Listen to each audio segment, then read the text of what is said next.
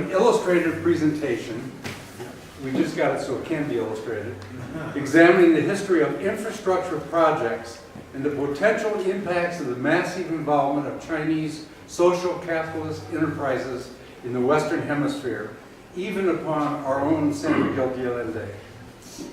Dr. Stea is a distinguished professor emeritus at UNAM, is an engineer and environmental psychologist, now a resident here at San Miguel. He has lectured and taught and consulted on urban and regional planning issues in a dozen countries throughout the world. And I have to also add that just a few months ago, I was privileged to hear him do a presentation on the Bedouin. And the Navajo. And the Navajo, but the Bedouin part was particularly informative about what's happening to them as people without a recognized landmass that we are. So anyway, without any more of my babbling, David. All right.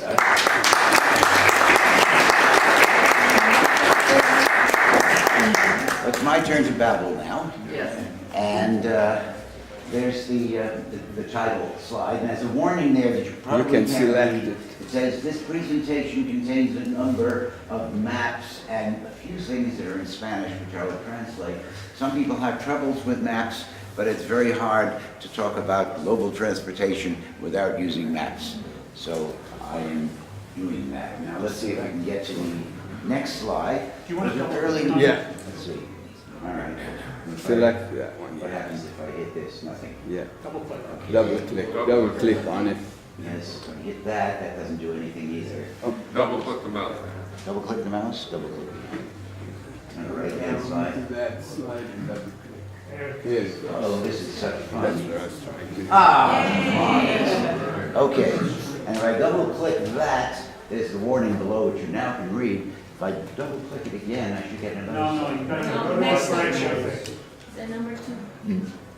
Well, let's see. Or go to- Oh, go with the slideshow. Slideshow. All right, over here we go. Oh, you got it? I had Very good. Yeah. For these show 4 continents of the world, it does not indicate what is very significant to this presentation, that in the connections or in trying to transfer things from between the 2 largest oceans of the world, the Atlantic and the Pacific, there's something in the way, and it's called the Western Hemisphere. And at the moment, there is only, there are basically 2 ways of getting things around from one ocean to the other. Do you know how to do the slideshow so it projects the whole thing? What am I not doing? The slideshow, it goes next to the 69%. Oh, the 69, let's see if I can get that to. No. Your letter. Yeah, do it for me. Yes, you may, you can have me. That actually sounds very good. I'll give you 20%. 81%. Hit this little icon. Yeah, that little icon. This one right here. That's- Thank you. All right, now we're presumably. Another chair back here, please, sir. And I can get to the next, there we go, the 4 continents. And it would be, in shorthand terms, that China certainly has interest in all of these. China is a totally globalized economy, and we can talk, and I'm not an economist, I'm not that familiar with all the ins and outs of the Chinese economy. We can talk about their interest in the rest of the world. So, at the moment, there are only 2 ways of getting around this obstruction, which we call the Western Hemisphere. One is the Panama Canal, which is currently being enlarged, and the other is going around the southern tip of South America. Now, there are those who talk about the benefits of global warming, namely the melting of the ice around in the northern part of Canada, and another passageway that could emerge. But at this moment, the passageway, even if it does emerge, is too shallow to really be of use for large-scale global transportation. Okay, now, I'm not taking a position on the role that China is playing. I'm simply going to tell the facts about this, so you won't accuse me of China bashing. I've been accused of bashing various countries, so I'm not really bashing China, but simply what is happening. Now, the nature of transportation is such that we're really talking about two types of transportation, intermodal and unimodal. Intermodal transportation goes basically from land to water or water to land, and unimodal uses the same mode of transportation throughout. So a ship going through the Panama Canal from the Atlantic to the Pacific or vice versa is unimodal transportation, or something transferred to a railway line is intermodal transportation. And this is the subject of a lot of different research institutes in various universities at the present time. Now, let's go to Latin America. And there we are, Latin America and all the countries of Latin America. And the world according to China, this is from this book, that China's enormous overseas spending has helped to displace the United States and Europe as the leading financial power in large parts of the developing world. And this goes for countries such as Ecuador in South America, which has 57% of its external trade is with China, and Brazil, in which China has now supplanted the US as the major trading partner, and so forth. So, there, let's see, next. All right, comparing the Nicaraguan Canal. How many of you have heard about the Nicaraguan Canal? So a lot of people have, okay. This is a major Chinese investment. It was estimated a while back at $40 billion, that's billion with a B, and now it's up to $50 billion. And it hasn't been started. There are a lot of problems with it, including the economic problems in China, and in particular the reactions of people in Nicaragua to the canal, both in terms of its impacts on indigenous people and its impacts on the environment generally. But the government approves of it. Okay, so here are some of the different Chinese investments in different countries in Latin America. We'll talk about the now the fracaso of the high-speed rail line from Mexico City to Querétaro, Costa Rica, the Peru to Brazil rail, which is a monumental development, another $50 billion investment. Venezuela, which is highly dependent upon China. Guyana, it doesn't mention Suriname here, nor does it mention Ecuador, which we'll get to in a minute. That China, there's about 13 different Chinese projects in Ecuador. And in Ecuador, the Chinese are now finding out that things are not as simple as they thought. That is, they're dealing with different cultures in particular, because Ecuador has a very high percentage of native peoples, that in these areas, which are the remoter parts of Ecuador, that they are dealing with tribal societies that are not happy being impinged by development projects. And the Chinese have not anticipated the kinds of negotiations that they have to go through. And that's going above and beyond the issue of a different business structure than they have been accustomed to. So Ecuador is one of the challenges in all of this, even though it has a very large percentage of trade with China. Now, in Mexico and Central America, I think most of you know what this looks like. And here is the famous Panama Canal. The Panama Canal goes back to the turn of the last century. It was finished in 1914 and functioned quite well up until World War II. And World War II, they found that battleships and aircraft carriers, any of the largest ones, could not pass through the canal. And so projects to enlarge the canal started way back then, but nothing happened until much more recently. Now, much more recently, as the sizes of tankers, the sizes of container ships have increased, they're referred, the largest ones that will fit through the canal are referred to as Panamax vessels. Now they have Super Panamax vessels, and the Super Panamax vessels are, to give the idea of the size, once to a group of students. I tried to convey the idea of the capacity of a large oil tanker in the amount of oil. And this did not hit home with anybody, so I said, all right, then think of it this way. If this were filled with beer, this could keep all of the undergraduates in the U.S. completely sloshed for 20 years. That they understood.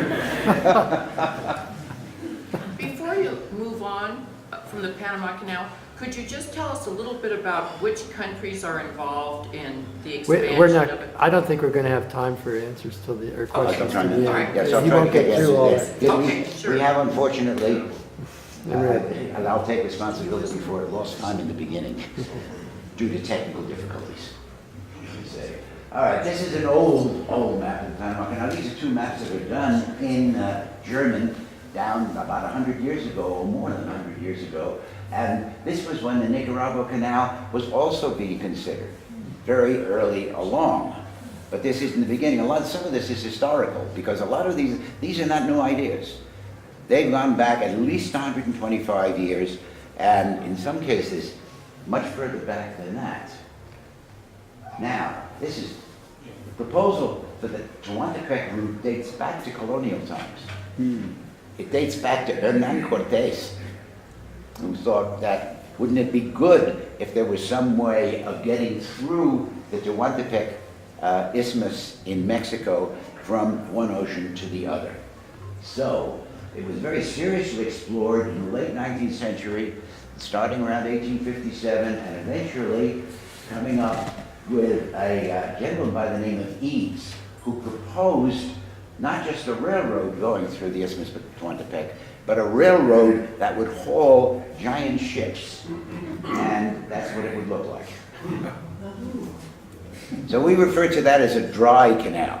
Now, I'll be talking about wet canals and dry canals. The Panama Canal is a wet canal.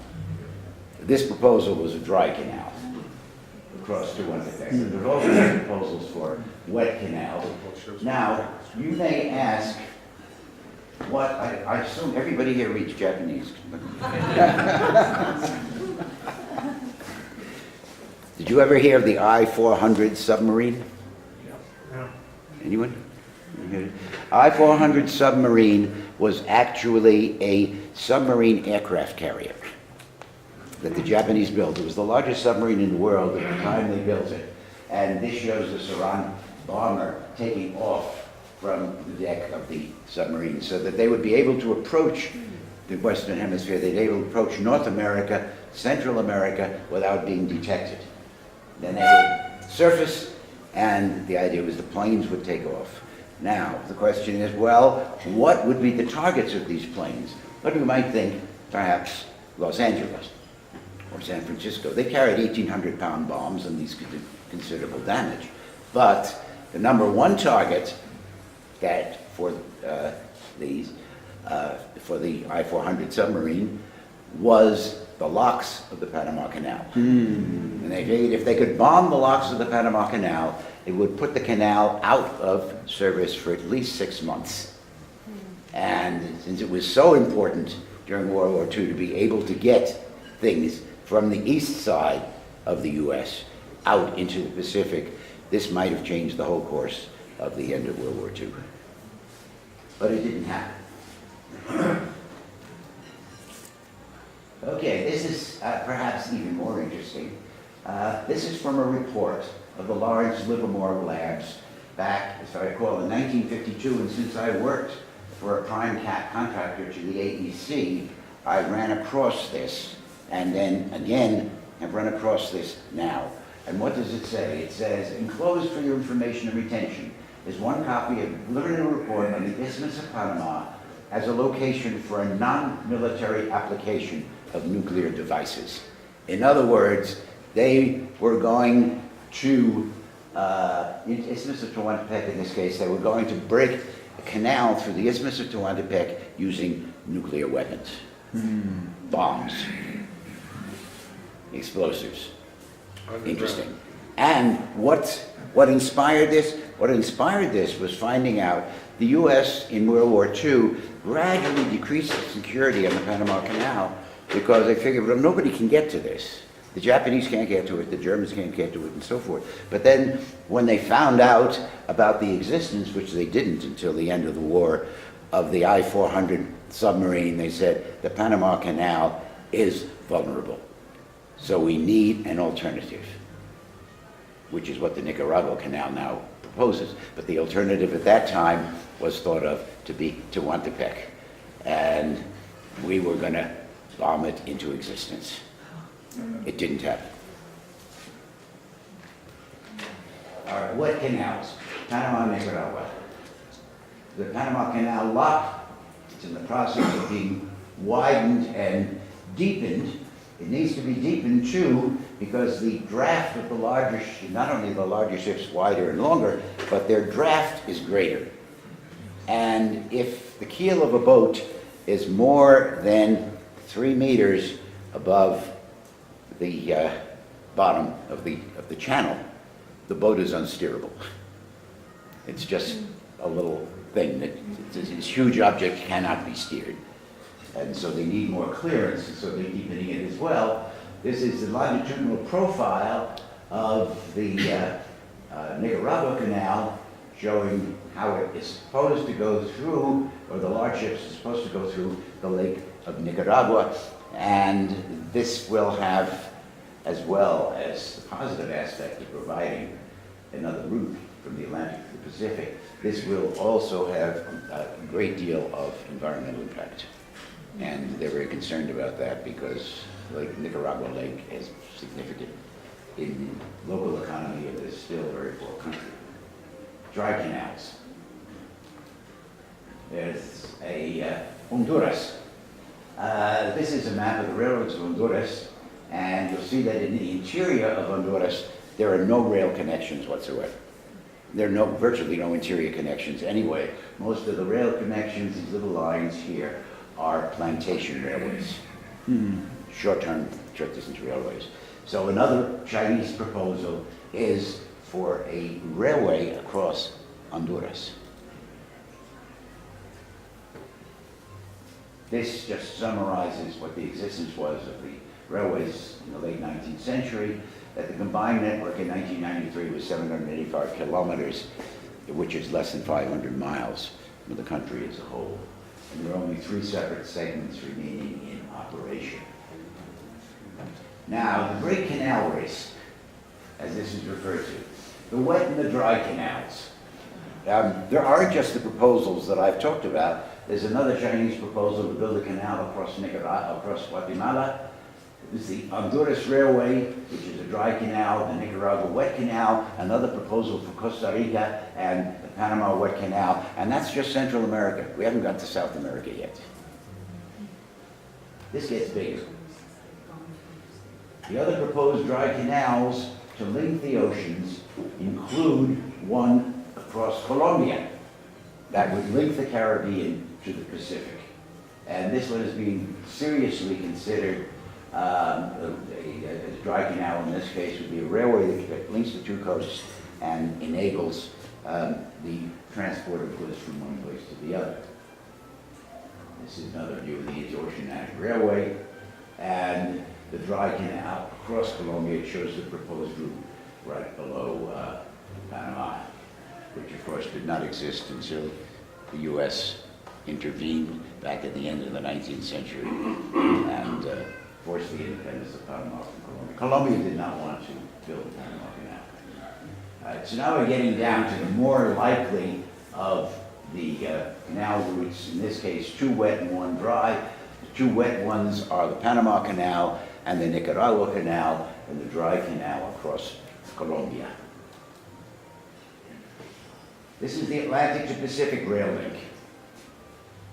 A big item right now.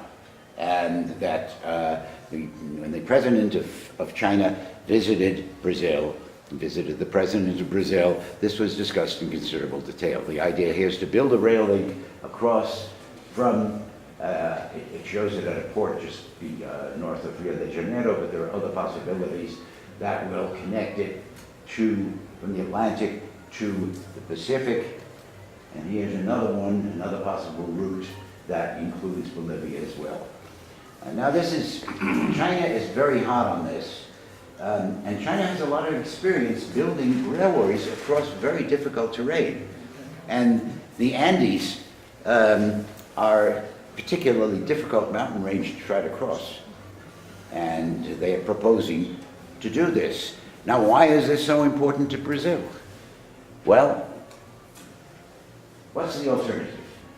The alternative, and what is currently being used, is that ships go around the eastern end of South America, through the Panama Canal, into the Pacific, or if they're too large to go to the Panama Canal, they go down to the southern end of South America, which is very stormy and very dangerous, and into the Pacific that way. What this does is to save lots of time. It saves a lot of time in terms of the goods, particularly from Brazil, which China is interested in, which include primary materials, primary resources, such as mining products, and also includes something else, which you don't usually think of, and that's food.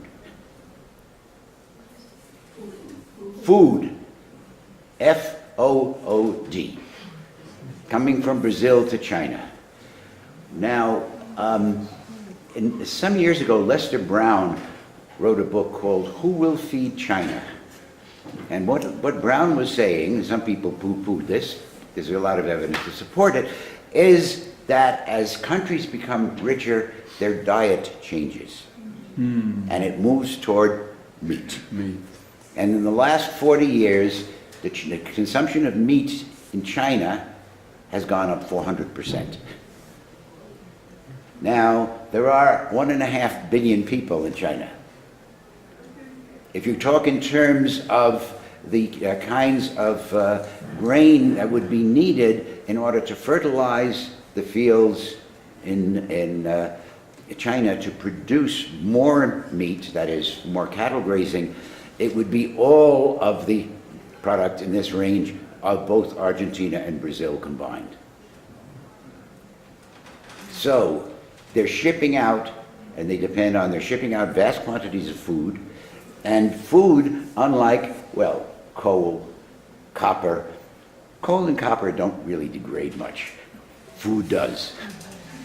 So the advantage of saving a week by going across South America is a major consideration when you're dealing with the export of foodstuffs, grains, and so forth. And this is to show it, the connection between Tajín in China and Bayovar in Piura in Peru, and the connection then to Puerto de Santos in Sao Paulo.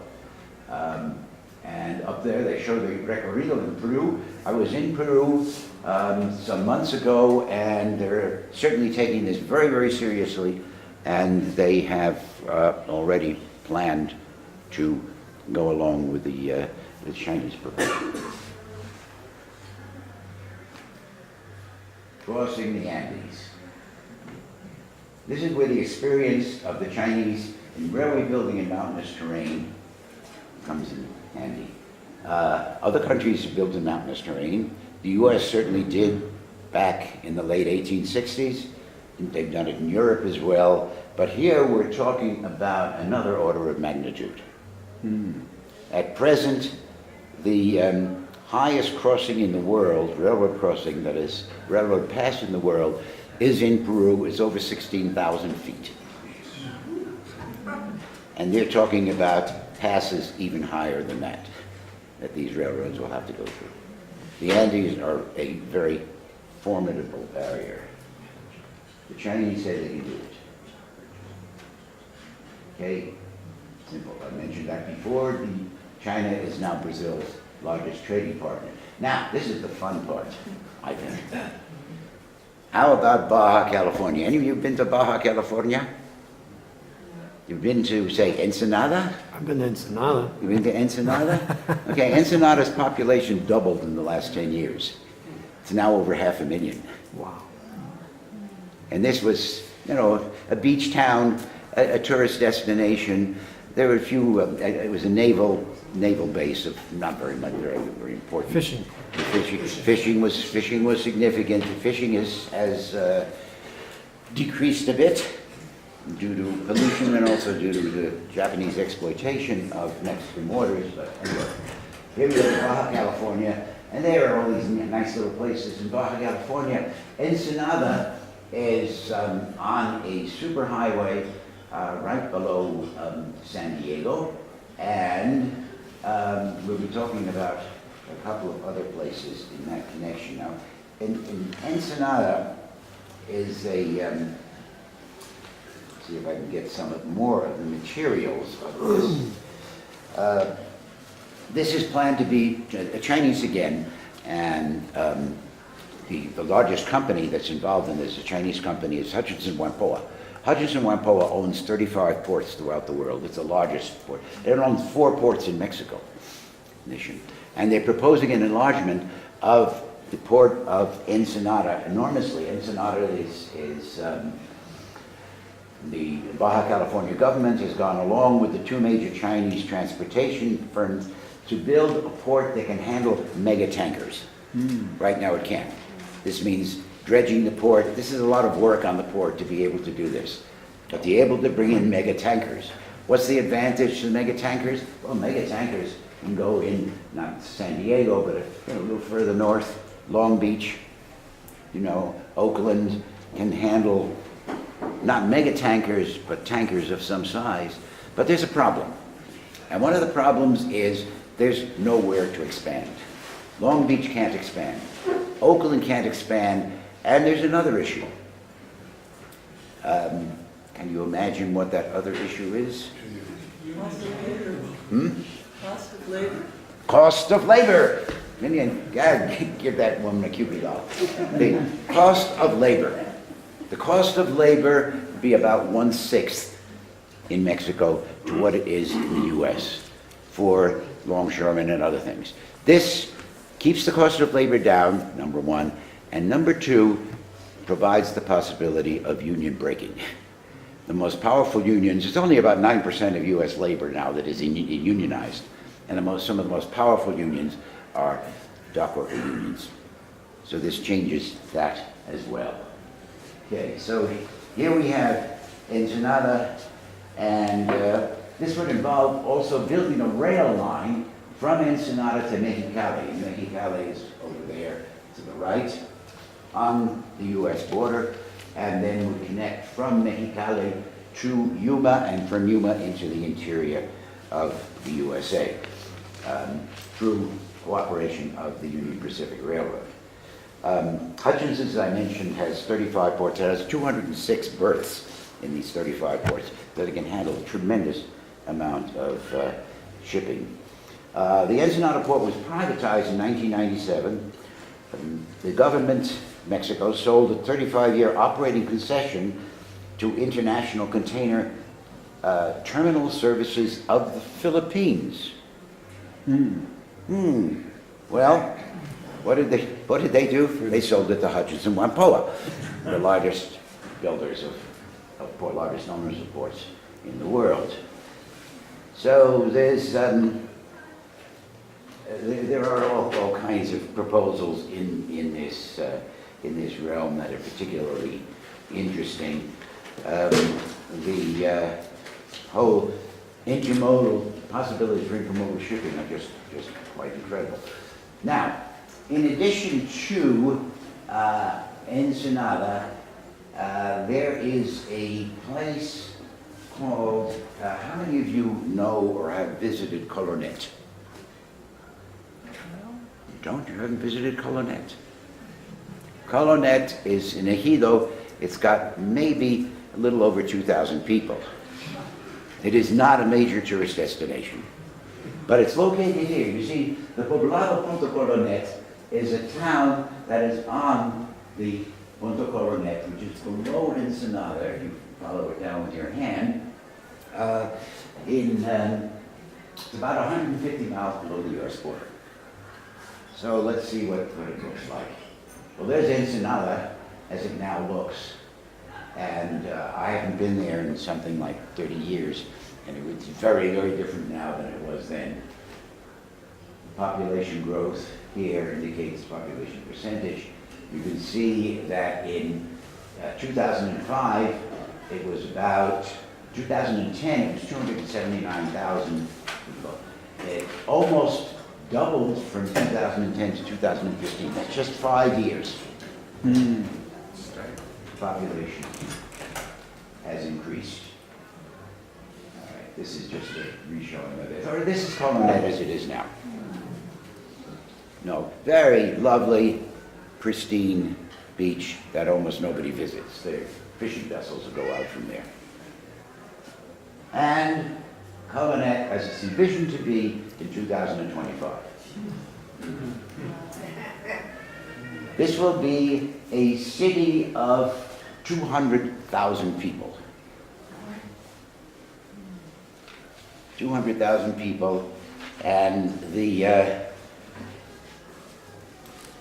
what can one say? Well, I could elaborate more on what its capacity is going to be, but it's going to be a megaport. It will be the largest in Mexico, and it will be the third largest in the world, if this is completed, by the subsidiaries of Hutchinson Whampoa, which often acts as a shell company for others. Why is China not very happy with Mexico? I give you 3 guesses, the last 2 don't count. Okay, there it is. The Mexico City to Querétaro fast train, the Chinese were proposing to spend $4 billion to develop this fast train from Mexico City to Querétaro that would connect the 2 places in 59 minutes. It's quite something. It's less than a third of what it now takes to do this. So, there was a little bit of hanky-panky that went on, and what happened was that the Mexican government had approved this, and they then reneged, and they canceled the contract, for which the President of Mexico has been blamed, and a lot of this revolves around the Casablanca scandal. The wife of the president, famous actress and so forth, had this fantastic house in Lomas de Chapultepec, and the president was afraid of the spreading image of corruption, and so he also canceled the fast train. Now, the Chinese had depended upon this, and one of the reasons I very strongly suspect is this was going to be a pilot program for the expansion of Chinese infrastructural investment in Latin America as a whole. And they lost that. And how long it's suspended, not completely canceled, how long that is going to take before it is again on the table, nobody knows. All right, back home to dear old San Miguel. Now people, how many of you hear train whistles every once in a while? So, do you strongly suspect that there might be a railway passing through San Miguel? Strongly suspect that. I suspect it also, and I spent a lot of time on it. Back in the 19th century, there was a proposal to build a railway all the way from Kansas City, Kansas, or Missouri, to Topolobampo in Mexico. Project. This is a very similar kind of thing, you know, there's nothing new under the sun. Similar kind of thing to exchange. Topolobampo was going to be a port, there would be ships that would go to Asia, and there would be U.S. to Asia commerce taking place as a result of this. Now, they ran into a little problem because there is a formidable mountain range between Chihuahua and Topolobampo, and they started construction in 1900, and they finished it in 1961. So it took 61 years to build up. By that time, the world had changed quite radically. And that line still exists, and it's a major tourist attraction, right? It's some of the most beautiful territory in the world. But they've had to build something like 37 tunnels and 80 bridges, and that took a very, very long time. So Topolobampo dropped out of the picture, And what came into the picture instead was the port of Lázaro Cárdenas in Michoacán. Big port. Okay. Now you see the railway line that runs through San Miguel de Allende is the Kansas City Southern de Mexico, part of the Kansas City Southern, which people don't think about even in the U.S. with railroads. You think, you know, you've got songs about the Santa Fe, and there are movies about the Union Pacific, and there's all kinds of 19th century mythology about the New York Central and the Pennsylvania and the Erie and the competition. Among these, nobody thinks about Kansas City Southern. Kansas City Southern is really an invisible empire. You see it's here. It's tying Chicago to Lázaro Cárdenas. The rail line runs to Lázaro Cárdenas in Mexico. It originates in Nuevo Laredo, and it is the major connection between the north, the border, and the port at Lázaro Cárdenas, which is Kansas City at Southern also, interestingly, has a controlling interest in the Panama Canal Railway, which parallels the Panama Canal. And this is Lázaro Cárdenas as it exists now. Now, Chinese are proposing, Hutchinson Whampoa now is controlling interest in this. They're proposing to enlarge this to 5 times its current size. Lázaro Cárdenas is going to become another megaport on the Mexico's Pacific coast. Now, one other thing is, I don't know if you've possibly, if you drive, you see people periodically. They're on the highway, on the median strip, or wherever they're asking for money. Are they going like this for food and for money and so forth? Or they're on the streets or whatever. These are not Mexicans. These are Central Americans. They're coming principally from Honduras and El Salvador, and they stop off here. They don't stop exactly in San Miguel, and that's another story which I can go into as well as to how I got involved in this. But they travel along on the tops or sides or platforms or whatever of freight trains. There is no passenger service in Mexico apart from the Chihuahua Pacifico, which we went through before. So, about 3 miles along the road, no, it's a little less than 3 miles along the road to Celaya, the railroad parallels the highway that goes to Celaya, is a siding, a long siding. Trains stop there, and people get off the Bestia. There's more than one Bestia. They refer to the train as the Bestia. And then they come looking for food, water, housing, and there are hostels that have been set up, some by the church, some by other organizations, to help these migrant people. So they are here among us in San Miguel, and the impact of increased commerce, rail commerce between the U.S. and Asia, which is happening as we speak, means that you're going to hear more train whistles. You're going to see longer trains if you have to, unfortunately, have to cross the tracks in going, say, to León or to Guanajuato, wherever it may be. And there's a real problem now. I've been involved in committees that have worked on the issue of rail safety. There have been a number of people that have been killed in the crossings in San Miguel on the railroad crossing. So far, a train has not yet hit a bus. It may take that for something to happen. It has happened in the north of Mexico, along the same line. A bus was demolished and something like 20 people died when it was hit by a train. So this is an issue.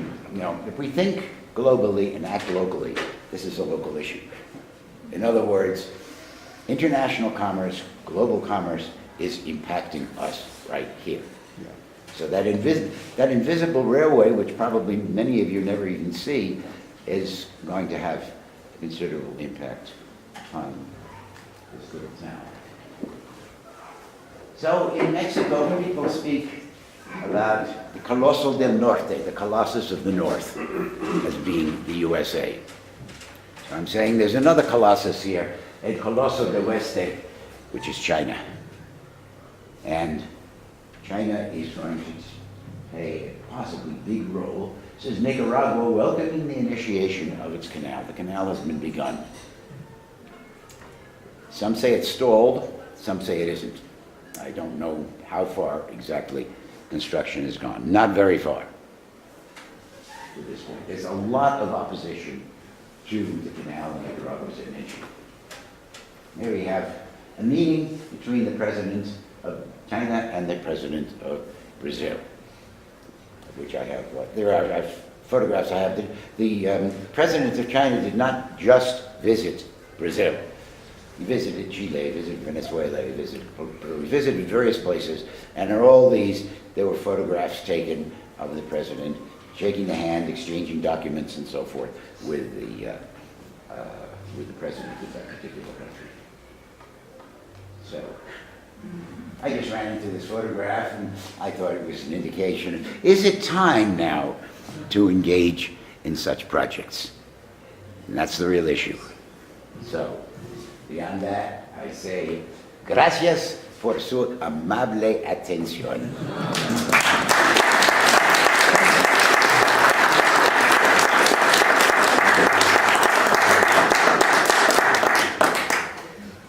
We have questions. We can have. Wait, but let me see what time it is. We can have questions. Oh, yeah. We can have questions, yes. I was just wondering, you said you weren't an economist, but you know, the news has just been filled in the last couple of weeks with China's economic situation going down. I mean, is there a chance China will become like Japan or Europe and perhaps the United States, were just in sort of no growth economies for 20 years? Anything can happen. And how will that affect these projects? How would it affect the project? Well, the Chinese originally proposing to invest $500 billion in Latin America. It's $500 billion. And that's been now scaled back to $250 billion. But given here's where my economics gets beyond me, my knowledge of economics. But infrastructure investment has one of the largest multipliers.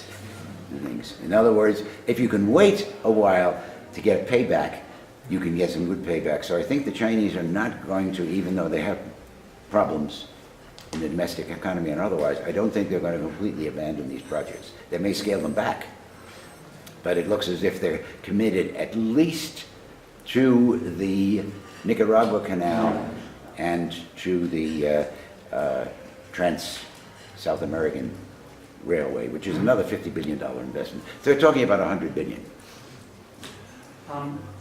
Just whatever. I am an economist and have worked in transport.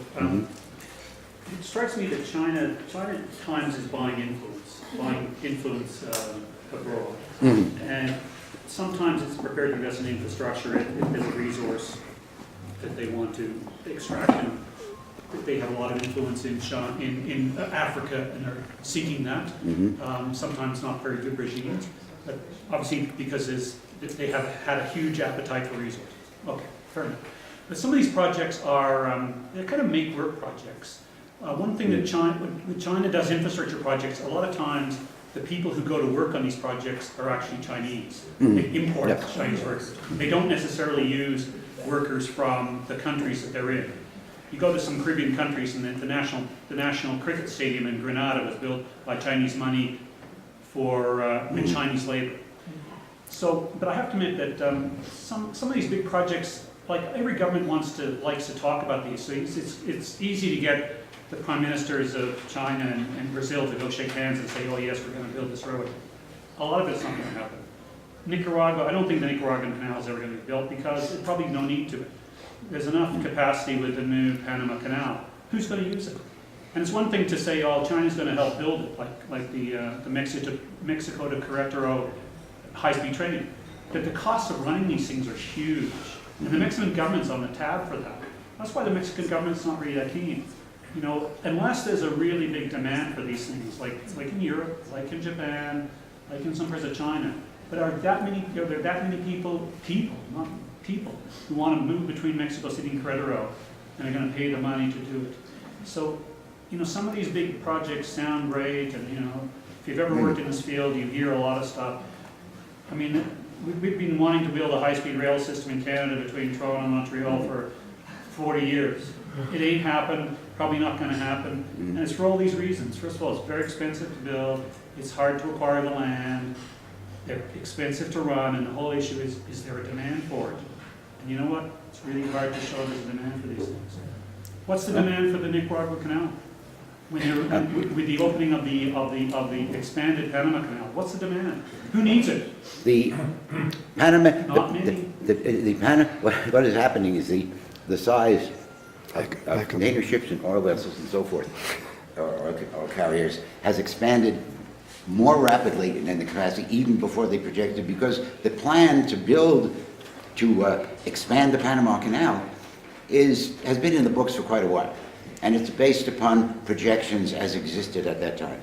The super Panamax vessels cannot pass through the Panama Canal. There's very few ports that can take those super Panamax too, because of the extra berthing requirements. So, you know, there's a real ripple effect. And the advantages, who gains from the huge ships? Well, it means the container rates are slightly less, or the oil rates. There's still a big question mark, because there's a lot of players involved in these things, besides shipbuilders and the things. And there's a lot of people who have plans for these things. How much they get realized depends on a lot of factors. No, you and I have no idea what's going to be realized, but that even these plans are being made and publicized. There's more than, of course, monetary return. Another one is imagery and control. Political Control over areas, or economic control, or whatever else it might be, in a variety of different countries. I mean, the U.S. was the politically controlling influence in a lot of Latin America, and that has decreased quite a bit. And China is trying to fill this gap, but they have made some of these same mistakes that were made by European countries back 100 years ago. In Argentina, for example, it was the British who built the railways. Okay? And the Argentines have always resented that. They said the railways are British, the railways are not Argentinian. And in Mexico, it was a combination of the Americans, the British, the French, and to some extent the Germans that had constructed the rail system. When Don Porfirio Diaz, the late 19th century, early 20th century dictator, when he brought in these other countries to build railways, the rail system was entirely radial. It either brought things into the country or sent things out of the country. There are very little interconnections within Mexico as a whole. And that's still to a large extent the case. There's only, and the U.S. definitely is not an investor in infrastructure. There's been only one major construction project, one infrastructural construction project in Mexican rail in the last 20 years. And that's a bridge between Matamoros and Brownsville. Brownsville. And Brownsville. A new bridge between but that's it. That's it. And even within Mexico, there's been only about a change in extension of about 50 miles in rail. There's a new interest in rail, has to do with to some degree, with the congestion on the highways. Truck congestion on the highways is enormous. You've probably experienced it in the U.S. You may not have experienced it in Mexico, but it's huge. And the idea of putting freight back onto rail is now gaining a lot of credibility in the U.S. That was a point I was thinking of since COP21. There's going to be a much greater emphasis on getting, the fuel-using vehicles off the roads. Mm-hmm. And, 190 countries around the world are signatories and have to be tracking their greenhouse gases. Mm-hmm. I'm wondering if you see any relationship between, this growing, it would have to be electrification. It would have to be high-tech equipment, and I don't know how they would create the electricity in this railway you're talking about here. But do you see a relationship to reducing greenhouse gas emissions and the relationship to railways expanding? Well, electric power can reduce greenhouse gas emissions. It depends on how you generate it. Precisely. That's. And that in the south of Mexico, It varies from place to and there's been a place. proposal to run a rail line all the way from Mexico down through all of Central America, single rail. There's no connected rail system because some places like Guatemala, it's 3-foot gauge, 4 foot 8.5 inches in Mexico. It just doesn't jive. Yeah. But But the consider all question. the trucks on the highways that you're going to be able to avoid. Mhm. You know, Avoiding the trucks on the highways, getting more rapid or larger scale, it's also cost effective. I mean, highway truck traffic is not nearly as cost effective as rail container traffic in general. it's big thinking. Yeah, well, I mean. Let's get one in the back. In this, we're thinking this is a global scale. It's not easy to think in a global scale. We're not trained to think that way. But when you do, then interesting things come up. But regarding pollution, correct me if I'm wrong, when I did the research, shipping is the most polluting form of transportation in the world, including cruise ships. And you're talking about a massive increase in pollution from shipping. Mm-hmm. So regardless of the trucking issue, we're talking about enormous increases in pollution both to the ocean itself and to the atmosphere due to the shipping that is going to increase through these various ports, not to mention the destruction in the local areas. Yeah. So I have one, do you have a comment on that? And I have one Yes. related. In fact, I gave a lecture on that a couple of years ago here on the impact of these enormous ships upon the oceans and waterways and so forth of the world, as well as oil leakage and a host of things that are pollutants that emerge from this transportation system. If you look though at what's transport measure of activity is something called a ton mile. Okay, so it's if you're moving a ton of merchandise 1 mile, that's it. And in fact, shipping, which may be dirty, but shipping is actually the least environmentally energy intensive mode of transport. The energy use per ton mile is less than rail. Rail is less than truck. So actually, believe it or not, shipping actually is a very small footprint because, especially with these bigger ships, you put it on 10,000 TEUs, which is the 20-foot equivalent, and the per ton mile energy requirement to move that is in fact very low. And the pollution, not just the CO2, but the actual pollutants that are dumped into the ocean, yeah, you're saying that that is all calculated into that? That's an externality. It's regarded as an externality. Energy use, Yeah. I'll say And the leakage, say, from oil tankers in the ocean in various forms has been reduced somewhat, but it's still a major factor. Yeah. Is there someone that hasn't asked a question? Yeah, let's try and yeah. We want everybody who wants to ask. Someone else in the back. There we go. Yeah. Good. Here. Go. Right now, China has these infrastructure development projects all over the world. They've got pipelines going through the old Soviet republics in the south. They've got highways. They've got projects going through Siberia. They've got huge developments in Africa. So many of these countries have become very dependent on China, but they're all taking a hit right now. Australia, South Africa, Brazil, all taking a hit because of their dependency on this development from China. In the meantime, China's economy is shifting from infrastructure development internally to consumer consumption, and that's a big challenge. For That's China. one of the. And we see the renminbi and the yuan being devalued right now, and there'll be further devaluations of that. So China is in a bit of a dilemma right now. And then you have competitive economies such as India, which are beginning to accelerate their growth now, and all over Southeast Asia that are going to be also competing with China. So We have kind of a chaotic situation, I think. Long term, this might make sense, what China is doing, but it's hitting glitches, right? Very serious glitches right now, and it's taking down countries like Australia, South Africa, and Brazil, particularly, that have become very dependent on China. Well, Brazil, now that you mentioned Brazil, one of the reasons that Brazil is so important is because of this emphasis upon the consumer in China.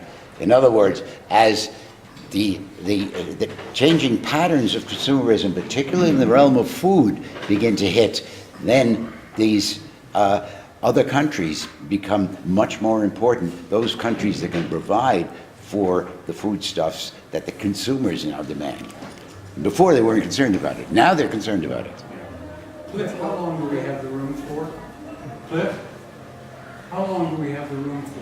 Until 1. Oh, okay, then there's plenty of time. Oh, yeah, sure. So I shut this woman off. 'Cause I thought we were gonna- We have Well, no, we have a new here. person here. Okay. Yeah, we need to go first questions first. Okay, go. Am I go. next? Yeah, you're next. It's a very short question. Isn't one of the problems that we have in the world globally overpopulation? That seems to be the elephant in the room that nobody ever talks about. Well, What was the question? overpopulation. Overpopulation. There is, Chris, will you repeat the question? Overpopulation, is that a problem in all the scheme of things? that's a very complicated question, and the answer would be even more complicated to that. That the world does actually produce enough food to feed the population. The question, the population is a distribution of people, and the question with food is that how the food gets. In other words, we're back to the global issue. How can things be equalized? Now, the whole population question, and I'd rather not try to go into that in detail, because the issue, one of the major environmental issues, when they started, when the first Earth Day, when was that, 1971 or something like that? First Earth Day was a big emphasis on population. There are just too many people, just too many people. Well, there are more people now than there were then. The population issue has become somewhat of a lesser question to a whole host of other issues. I mean, the question you're going to ask with regard to global climate change, what does population contribute to global climate change? I mean, maybe the most patriotic thing you could do is stop breathing. You exhale, it contributes to carbon dioxide. Things of that sort. Yeah, but if people eat more meat, and especially coming from countries like Brazil and Argentina, what's going to happen to the environment? I mean, to produce a pound of meat, it takes so much water and it takes so much land. What's going to happen? I mean, following up on these two are related. They are related. Very related, actually, especially the appetite for people about meat, and these developing countries seem to eat more meat, and now China is going that route, and once more south of the Southeast Asian country go that route, where is it all going to come from? China has increased its consumption of meat about 400% in the last 40 years. Yes. But it's still only half the rate of consumption of the U.S., of meat. Now, Lester Brown said, well, if China's consumption of meat were to rise up to the level of the U.S. consumption, all of the agricultural areas of the United States would be required to produce beef for China. The environmental effects may be huge. Horrendous. Also, the nutritional effects. I mean, meat is not an efficient source of nutrients. Yeah, true. Compared to what people have been used to. And in the past, the Chinese traditionally used meat or gravy as a seasoning. Right. Not anymore. It's a main course. You have a question back here? Yeah. New questions? Yeah, this is the issue of, overpopulation of, these kinds of ports, etc. Overpopulation of those on the environment. That really bothers me. That idea of the elevated tree line is far, far better for the environment as well as people in general, with, you know, air pollution and staying away from the land that's underneath it to save trees and terrain. Otherwise, or a growth program around these huge port areas to, even on the roof, you've heard about, like, I believe it's in Japan, where they have actual gardens atop skyscrapers, because they don't have any room to move out, they have to move up. Well, New York has gardens on top of skyscrapers too. Yeah, In well, fact, nation worldwide, people should think about that. If we're going to be building things like this, we're running out of space. Well- If we don't take care of our environment, we're not going to be here.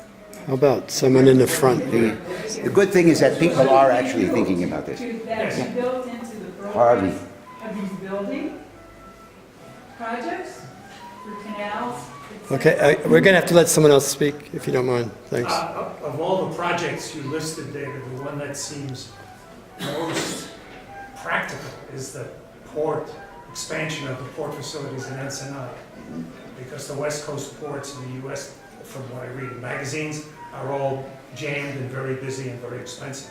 So can you tell us what's the status of that? Is that actually going forward, or is that just another idea on paper? It has official approval, the expansion. The Hutchinson Whampoa acquisition and so forth has official approval. Yeah. As far as I know, nothing on the ground has happened yet in that realm. But it's interesting. I mean, the notion of other projects to link East Coast and West Coast ports, or Caribbean with Pacific ports. There's another connection, also proposed by the Chinese, between Veracruz and Lázaro Cárdenas, a superhighway with no, not for local travel, only for the exchange of goods. There's a gentleman over here that's had his hand up for half hour. Oh. Turning this gentleman's theme of China's internal economy, where recently they've twice devalued their currency to protect internal manufacturing and export. So doesn't that just counter these large costly initiatives outside the country, where now they have to do all that with a devalued currency? And purchasing real estate, purchasing anything is now just that much more difficult for them internationally. Well, the honest answer to that is I don't have any idea. But what I can project it, I can say you have Chinese. You can say China is an enormous country. Okay, it is huge. It is what is it? 1.5 billion people, and an enormous economy. A lot of money goes here. The idea is, or the possibility is, that China can do more than one thing at one time. Well, yes, it's just funding. You just have to come up with the money, but devaluing the currency just seems counter to international. Well, they're also having like $750 billion outflow.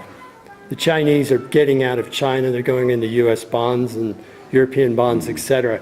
So yeah, that is a good question, because their reserves are going down quite rapidly, along with Saudi Arabia and Brazil and all these countries. The whole glut of of trade is just going. Yeah. By the door, we have another question. Yeah. The gentleman by the door. But, hi. Yeah, I just wonder, to what extent can we count on China coming in on thoughts of global climate change with this beef production increase and the huge containers coming across the... Well, on the positive side, in Paris, they made a commitment to reduce pollutants, reduce this, reduce that. Okay.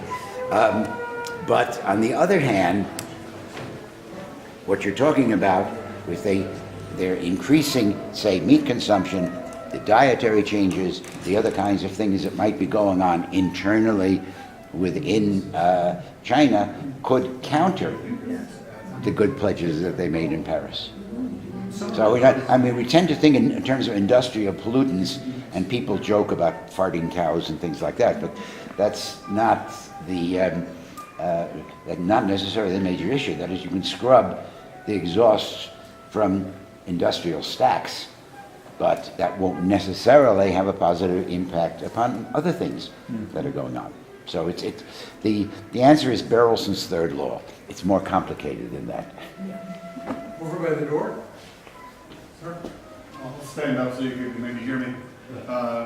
Just for interest of background, I did a global study on logistics for the Canadian government 8 years ago. We studied every port and its connections, and that resulted in writing the report for Prince Rupert. So I'm going to ask you two questions. One question is why you haven't mentioned Prince Rupert, although it's in the north. It is in fact the fastest way into the 2/3 of the U.S., which is east of Mississippi. It's operating today, and it has basically unlimited capacity because it's the lowest pass on the continent. It is running. It is growing as we speak. And there's a different politics why one is being built and not the other. And the other one is I sent you some material on the Isthmus of Tehuantepec about developing it differently as a container FedEx type scramble rather than a crossing.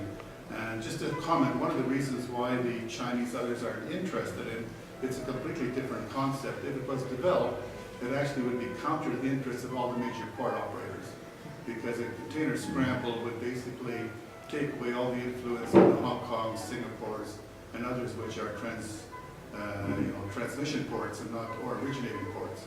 And so the project which makes the most sense doesn't get promoted because none of the port carriers actually have an interest in developing it. It would damage their reports. You can comment on one or the other, but I prefer Prince Rupert. No, on the Prince Rupert issue, I'm somewhat familiar with that, and actually I did write a little bit about that, but this was specifically on Latin America. So I wanted the Prince Rupert is, well, as I sent you a message too, that actually the population of Prince Rupert has dropped, interestingly. I don't know what that's an indication of. I would assume if it were really being looked upon seriously as a major port, I was astonished. It's purely pass through. It's just the train. It's not nothing stopped. Nothing happens there. It just passes through. Yeah, the Prince Rupert is also becomes an alternative to the northwest ports of the U.S.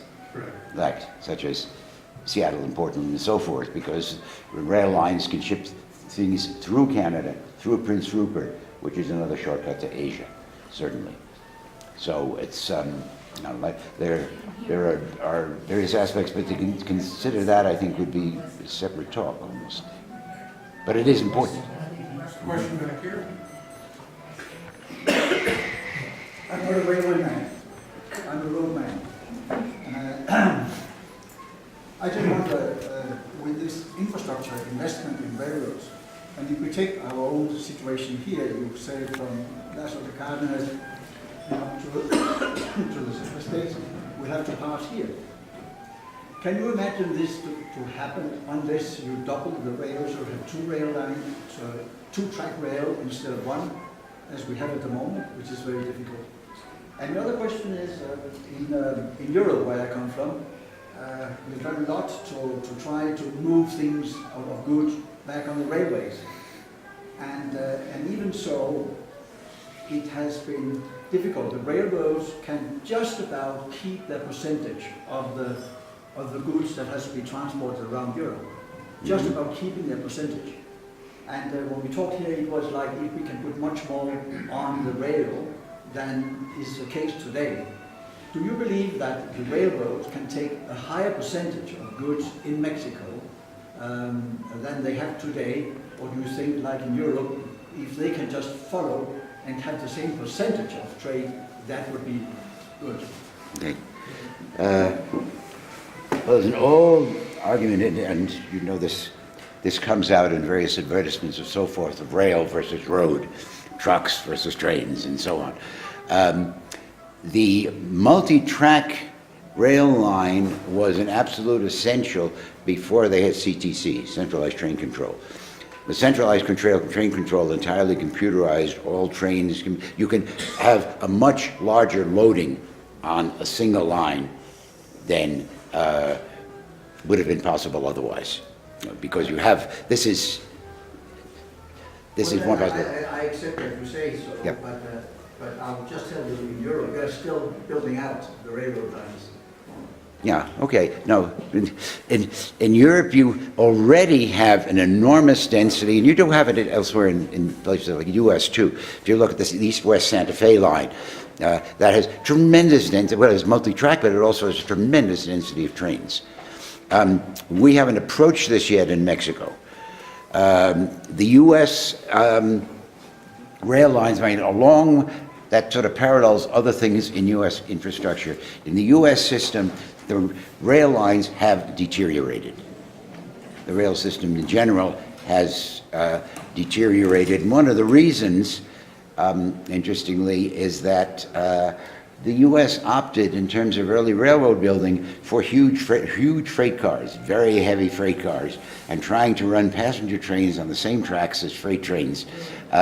The impact upon the rail system was much greater than it was in the case of Europe. So the maintenance problem became a greater problem, and deferred maintenance was characteristic of various areas, particularly the Depression. So right now, a freight train running across the U.S. averages about 34 miles an hour. And it's kind of dismal. It's a very misleading thing, because in fact, rail in Europe is something like 80% passenger. Freight rail is not a huge mode on the whole in Europe. Whereas in North America, it's all freight. So it's kind of apples and oranges a bit. Europe has not done that well, actually, on freight rail. But it has to do with government. The density of population. Has to do with government participation. Shorter distances, actually. The The thing on distance. Transport and the mode shift depends hugely on the distance of the movement. Yeah. Rail requires a movement of something like over 500 kilometers to be much more competitive than road. And you have those big distances in North America, whereas Europe, with a lot of cities, bigger congestion, bigger places closer together. If the distance isn't over 500 kilometers, road is usually more efficient. There's a question. Okay, no more question? There is a question. Yeah, David, you referenced it earlier, before you actually started your talk, the impact on Western capitalism. Mm-hmm. Could you talk a little bit about that? Okay. This is not an area of enormous expertise, but one of the ideas, I'm trying to reconnect my neurons. One of the ideas that is very popular among, say, the American left is the idea that sort of capitalism is going to collapse by its own weight. Now, capitalism is a system. General systems theories say that systems are conservative and they're also they're survival oriented. Okay. So what happens is that if you look at the history of capitalism, going from mercantilism through free enterprise capitalism, through monopoly capitalism, through Rooseveltian capitalism, through other forms of capitalism, you end up with the socio-capitalism of China, where you have a combination of private enterprise and governmental involvement, which one could argue perhaps makes the investment in infrastructure easier for that form of capitalism than for Western capitalism. Okay. Now I'll leave the rest of it up to the economists. So but that is one possible argument that one could use. So it's a way, everything, if you look up on the web Roosevelt and 1930s capitalism, almost everything will say Roosevelt saved capitalism. And you might say that, well, maybe China is saving capitalism, who knows? Maybe it's entering another phase that we don't know about very well, and it's still trying to survive and prosper. David, I'm going to ask a question. When I look what's happening with China involvement, it makes me think back 50, 60 years with the United States' involvement, with the establishment of the World Bank, the International Monetary Fund, and how those resources were used to develop infrastructure projects around the world. Several of those have been used to control countries. Literally, they got the countries so far in debt they were dependent. So I wonder if they're just taking out of our playbook, the United States' playbook, traditional playbook, a lesson coupled with at the same time, the United States and the Pacific Rim countries, the Trans-Pacific Partnership exclude China. Well, if China can control ports, it kind of gives them a tiny bit of leverage back in. So, twofold things, if they build the railroad from Mexico City to Querétaro, and Mexico is responsible for running it, and retiring that debt, maybe that plays to China's advantage. It might not be cost effective, but neither were some of the giant power dams we built, using American labor and corporations in other countries. Your thoughts on that? Well, it might be a win-win situation for Western capitalism and Chinese capitalism. In a sense, they benefit each other in a certain way. And excluding, I'm delighted that China is excluded from the TPP, but anyway, the exclusion might have to have reasons other than economic reasons, like political reasons, like maintaining a certain front, might be. And the Chinese are wary in their international development now. They're learning. This is a learning process that goes on. They're wary of getting the same negative image that the U.S. has had, particularly in Latin America, throughout the various countries in which the U.S. has operated. So China has taken over in Argentina from the British, but in other countries it is taking over from American dominance before, and saying, although as was indicated before, that all of these Chinese operations use a lot of Chinese labor, and particularly the supervisory levels. They're all Chinese, trying to run these as if they were Chinese companies. Now, Henry Ford, back in 1931, created something he called Fordonia in Brazil. And this was supposed to be the largest rubber plantation in the world. And he was trying to make it utopian by organizing it exactly as a North American operation. In other words, people had to live in North American houses. They had to act like North Americans. They had to eat hamburgers. The entertainment was square dances and so forth. He wanted to make them into little Americans. It lasted from 1931 to 1945 and was an economic disaster, partly because it was so culturally insensitive. Yeah. And the Chinese are, one might think, maybe learning something about this, although the Chinese are not necessarily famous for incredible cultural sensitivity. But anyway, that's another issue. Here we go. Question? You mentioned the large real estate development in Ensenada around the port. Yes. It sounds like a great opportunity for corruption and real estate speculation. But is there any, who is preventing that? Is anyone ensuring that the natives, the people who live there now, will get some benefit out of that? Oh, no. No, we don't do things like that. North of Ensenada, between Ensenada and Tijuana, is a place called El Rosario. And El Rosario has expanded at even a faster rate than Ensenada because there are Americans who live there because they can't afford to live in San Diego and commute back and forth across the border. So, in effect, that has been a contributing feature to what's been going on in Baja California also. Question here. Cost of production and labor has gone up significantly in China over the last 10 years. And at the present time, the middle class population of China is probably 25%. So you still have 75% of the people living on farms, living subsistence type of living. Now, my question is, as China starts having to export its labor out to cheaper labor sources, which they will probably start developing companies and businesses in Southeast Asia, which are covered by the recent treaty between the United States and probably in countries in Latin America, particularly Mexico.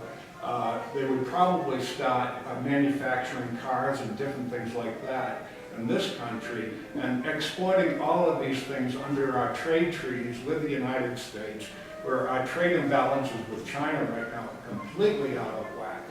What the United States imports from China is hugely disproportionate to the amount that the United States exports from China.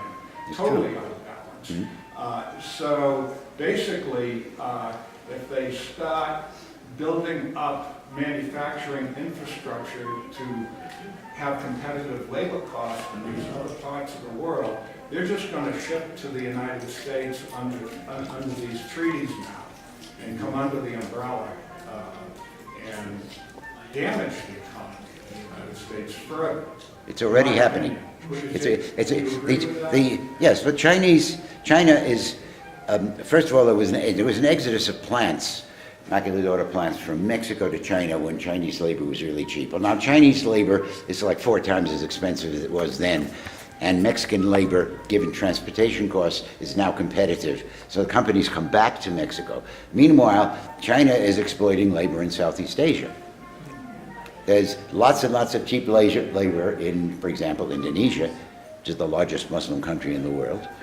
And there are Chinese operations there. We haven't gotten into that. But China is very active in that area as well. Question back here? Yeah, I'm in a discussion group with a bunch of attorneys in California, and the other day on all this stuff, everything, and we looked at a map of all the railway building going on into the inside of China, which appears to go nowhere. As an environmentalist, and I taught environmental law, I looked at it and thought, they are getting ready for those coastal cities to go under. Just like the east coast of the United States. Have you heard, I know, that this is, I mean, it's clear, the U.S. military is getting ready to move Cape Canaveral, the coasts are going. The question is, have you heard anything at all about a discussion into Chinese psychology? Why are they moving those railway lines into nowhere in China right now? And I said, somebody said, it's ridiculous, just like Jerry Brown wanting the railway to go through Bakersfield. And I said, well, if the coasts go, Jerry Brown will look like the same kind of genius that brought the West Union Pacific through the empty United States. Do you have any comment or any insight to that? I don't know anything about it. It might be a good subject for one of my science fiction stories, though. Well, if you go to the web, you look at Lawrence Wilkinson's speeches, and I think he was Undersecretary of Defense. He said the U.S. military is the only one that is facing the climate change threat on the coast by getting ready to move their bases. And they are. Yeah. That is true. But the reason China is moving away from the coast is it's so built up and it's high cost. And before, as Japan, Korea, and those other Asian countries did, they depended on the old farmers' children coming to the city. Well, what's happened is by building all their industry down by Hong Kong along their edge of the coast, it's become very high cost, and the people aren't coming in anymore. They really have quadrupled their wages because they can't find the peasant farmers to come off the farms anymore. So the idea is they're going to move the industry inland. The only problem with that is then you have the transportation costs that they didn't have when it was all right on the coast near the ports. Well, they don't have any water inland anyway. Right. Unless they import it over the Himalayas, which they are making moves to do. But the glaciers are disappearing in the Himalayas, so that's the problem, isn't it? Other questions? It is. You had, yes. I've studied a little bit about the port of Lazaro Cardenas, and it is increasingly becoming a major port.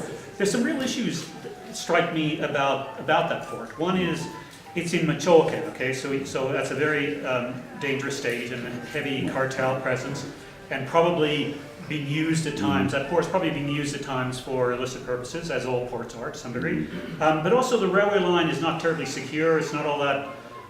As the gentleman back there said, it probably needs upgrading, and it's not all that really reliable a rail line. So the kind of things that you might want to ship through that port, you probably don't want high value-added goods that can easily be stolen, diverted because of and the length of time that they're on the track. I mean, it's one thing to kind of have it is a possible route in. I mean, if for some reason the big West Coast ports close. But you know, the whole point about some of these ports is this kind of built-in redundancy. You talked about big systems, and systems like to have redundancy built in so they're not overly dependent on anything.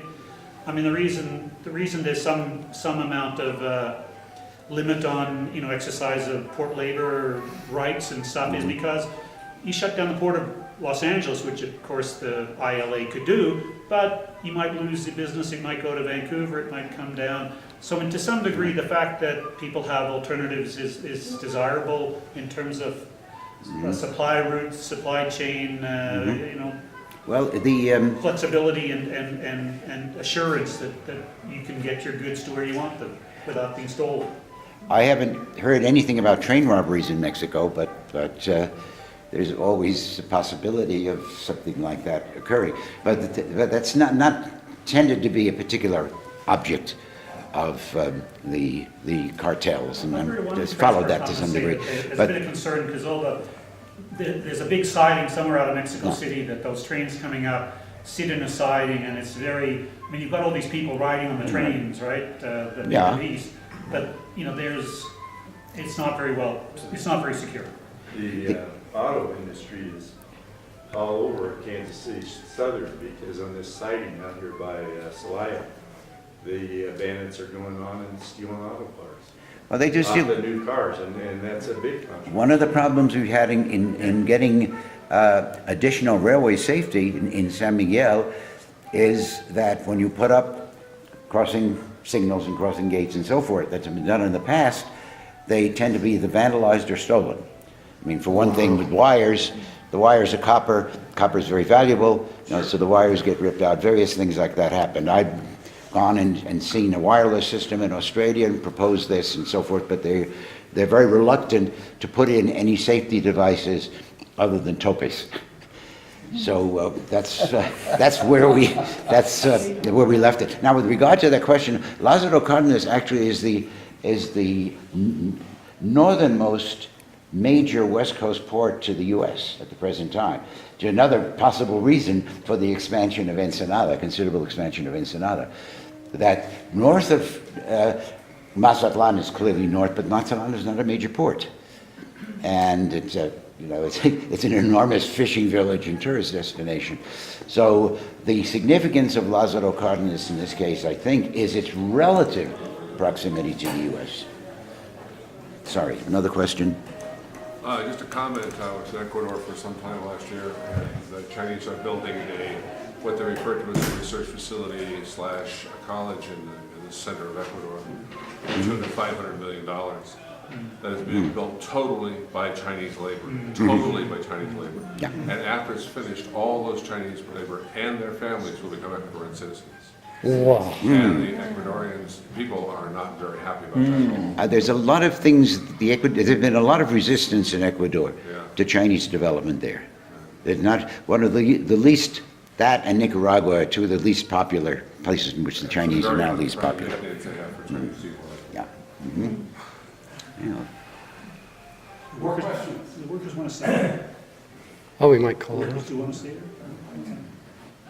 We have 15 more minutes, so what we can do is just casually go up front and meet David.